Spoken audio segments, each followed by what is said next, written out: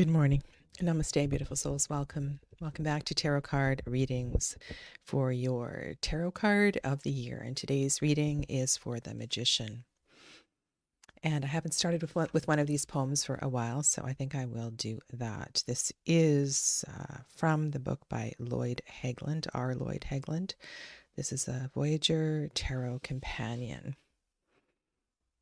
I really like these poems. This little book has a poem for all 78 cards. A lot of the poems describe some of the collage in the Voyager, but these poems are very universal. They're really beautiful, and they kind of get us in the mood for the card. Good morning, Clevis.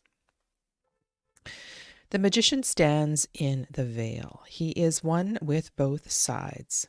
With his right hand he reaches from spirit. With his left hand he gives to worlds. His palms are always open and hold his gifts.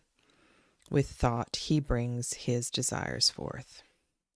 His number 1 stands in the shadow of eternity and on the edge of infinity. Magician does not count or wait. He is the ultimate man-I fester. Magician has 4 wonderful assistants. Brilliance for conceiving the desire. Ecstasy for feeling it take form. Success for knowing its imminence. And illumination for constantly growing as I am. When you have the Magician card, the universe is at your command, waiting for your mind to form your wish. You too at that moment recognize your magicianship. When you have the card, all doubt must be set aside. Just ask with no doubt, and it will be given. The energy of Magician is electric. It is like lightning, glorious fireworks, or an ethereal sunset. Magician transcends time and space. It is who you really are. Beautiful. I know a professional magician who really honestly could be a very famous life coach. His story is incredible, and I met him, oh my goodness, a long time ago, and he was a balloon twister. He had a very simple costume, just a sort of a little yellow and red tunic, and he did card tricks and would walk around at events, and now he is unstoppable. He's been on AGT. He's a headliner on very expensive cruise ships.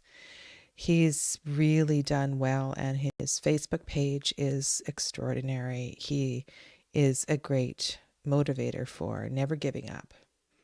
And, it's not too often we know a real life magician. Beautiful soul as well, too. So the magician can manifest in all sorts of ways as a card for the year, I imagine.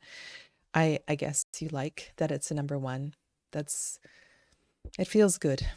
The first step. There's a lot of unknown with that. We don't know if our tools and our resources are going to work in the way that we hope they do. So I suppose that your spells, your magic, your intentions need to be pretty clear. We don't want to, mess up. That be careful what you wish for. In the poem, Lloyd reminded us this is a wish card, and we can, there's this concept in yoga called the power of Vak, V-A-K or V-A-K-H, the power of Vak, the power of word, and what you say will be. And I think sometimes we forget that to a degree we all have the power of Vak. And this is something we need to be really mindful of, that we choose our words carefully. Our words are the sword. Our passion, our will is the wand. The energy that we emote with our heart, with our energy body in general, is the cup. And all of that manifests in ways that we have yet to reveal through this course of the year. I would say that with the mercurial energy, we need to be mindful of rapid fluctuations. This would be really important this year, that we have new walking shoes, good supportive grounding shoes, that we feel connected to the earth. This would not be a good year to spend in your 35-year-old Jesus sandals, if you know what I mean. Like, you want to be grounded this year. It's really important when the energy of air is pervasive. We need to have some sort of a weight to us. And if you already have a tendency for knee twitching, driving too fast, any sort of nervous energy, then this is going to be a challenging year for you. And ever more important that you find something on a daily, throughout the day to help ground you and bring you down, focusing on exhale breath. And just, it's not an easy energy to work with, especially if you're uncomfortable with the unknown. So first thing would be really fun thing. If this is your card of the year, and this would not be by numerological association, this would be by a birth number, this would be by random selection, because we can't, unless you have the number 10 and you're also working with the magician as your number 1. So your toolbox, let's have some fun here. How about taking some time to put together your spiritual toolbox? This might be a new portable altar. Perhaps there is a container that you would decorate, adorn, revamp. And you could put some lovely fabric in it as a liner, and to redo your box of tricks. This could be something that really tiny that you carry in a handbag. It could be something that is a little bit bigger that you can move from room to room and use as you need. I think this would be a really thoughtful exercise to do, having this year. And maybe you have some new things here that you've never worked with before.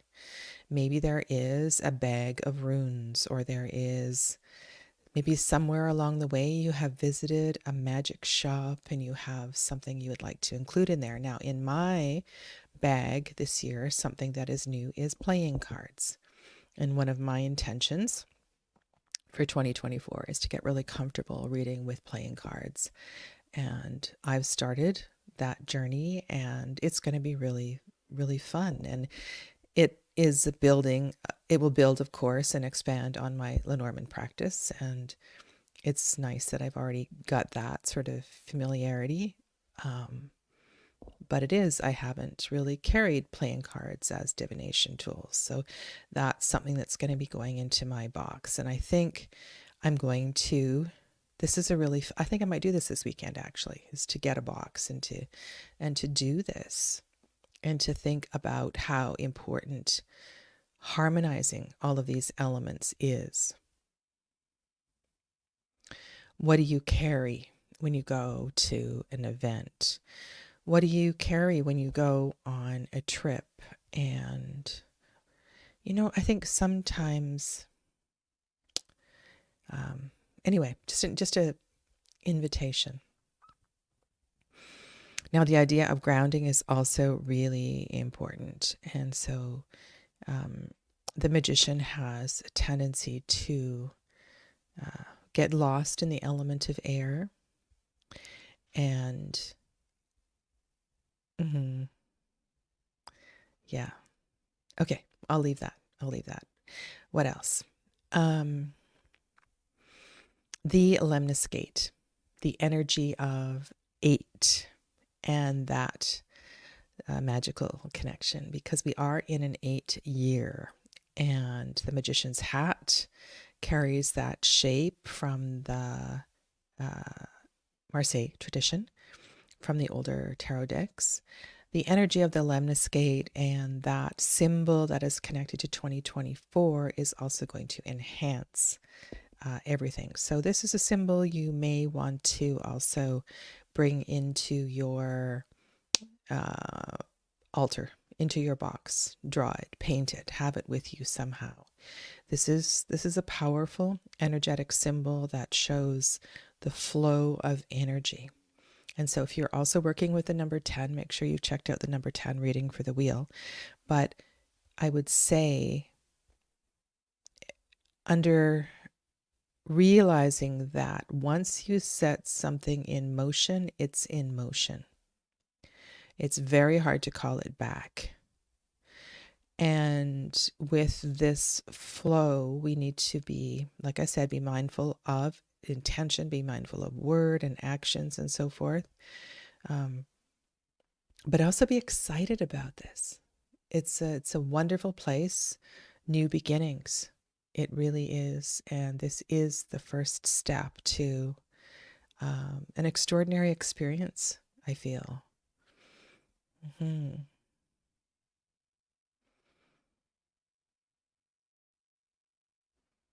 Hmm. You know what song is in my head right now? From a chorus line? I'm sure you know that one. Let's draw some cards.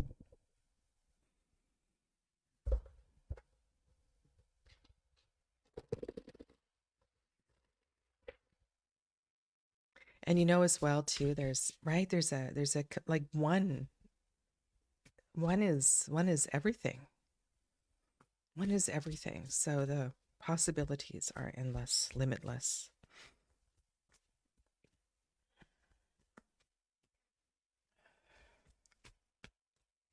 Hmm.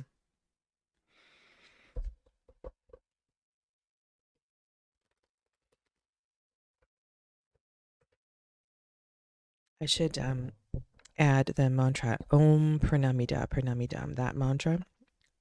One of my teachers has a T-shirt, and on that T-shirt it says 1 + 1 = 1.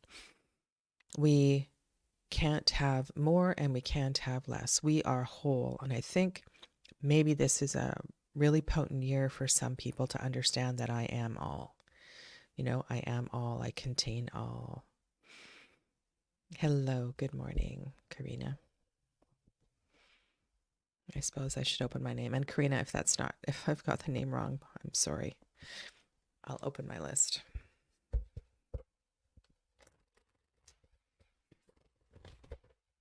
right.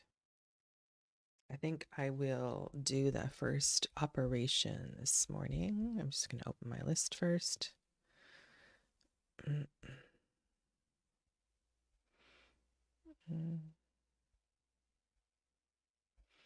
we go. This list is getting very long. It is Karina. Yay. Okay, good. Go, Sadhana. All right. So I'm going to choose from the swords pile. And so that's there. Take off the pentacles. And here we go. Okay. Interesting. The card on the bottom is the Son of Pentacles. So a resistance to humility, a resistance to taking your time, a resistance to a steady pace. That feels significant. Okay. 1, 2, 3, 4, 5, 6, 7, 8, 9, 10, 11, 12, 13, 14, 15, 16, 17, 18, 19, 20, 21. 21 cards in the pile. How perfect is that? The wish card. Make a wish, magician. I love that. That should feel really good.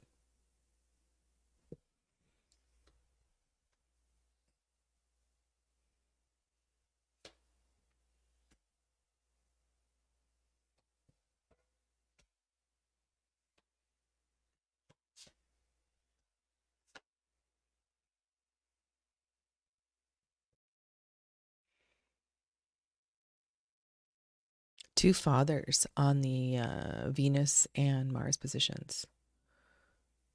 Two fathers, two leaders, two and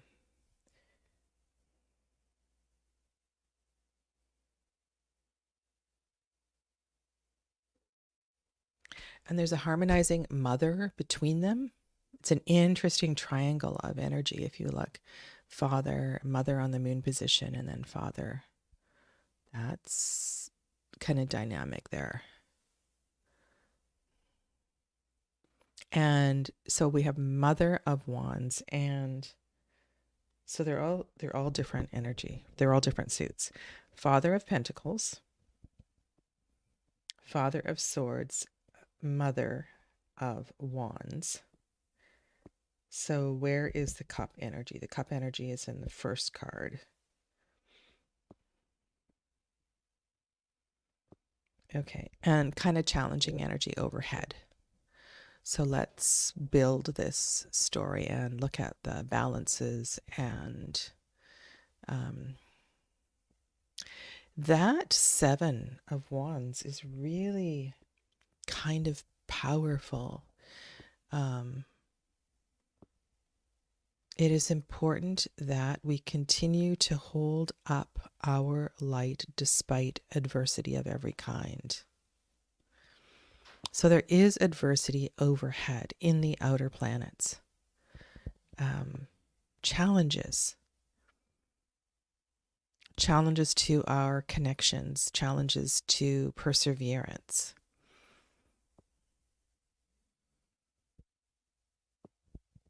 But in the personal planets, in the planets that are closer to us, there is a sense of control and power. So what does that mean? That means we be careful. I don't like to say things like that. That means be mindful of our spiritual intentions. Be mindful of practices that keep us connected. The grounding thing is really important.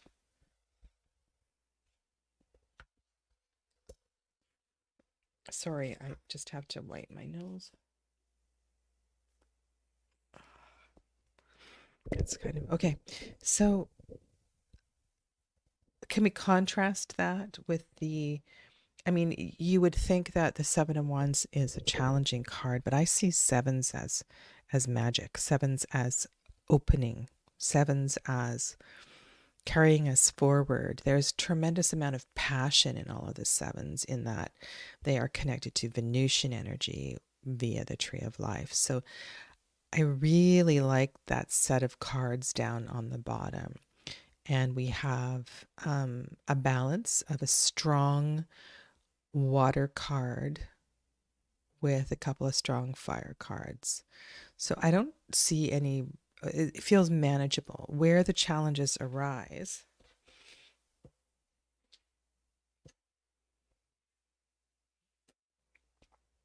is above. Okay.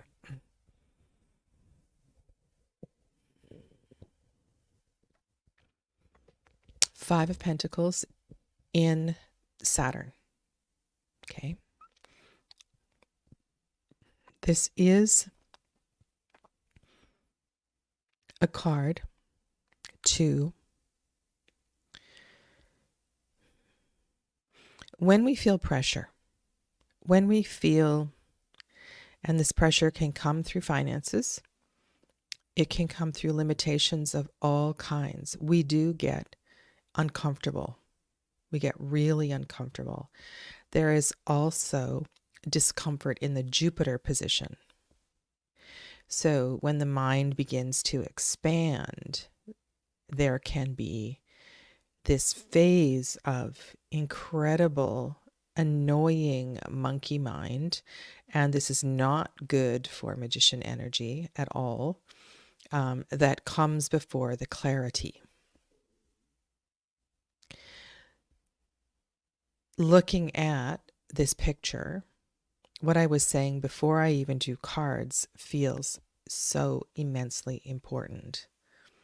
If you have already this year over planned and taken on too much, then it's time to pace yourself.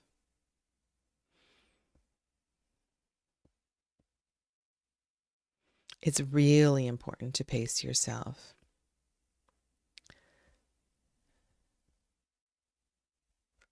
I'm not doing personal readings. This is a reading for the collective at this time. Thank you. OMG, Ange.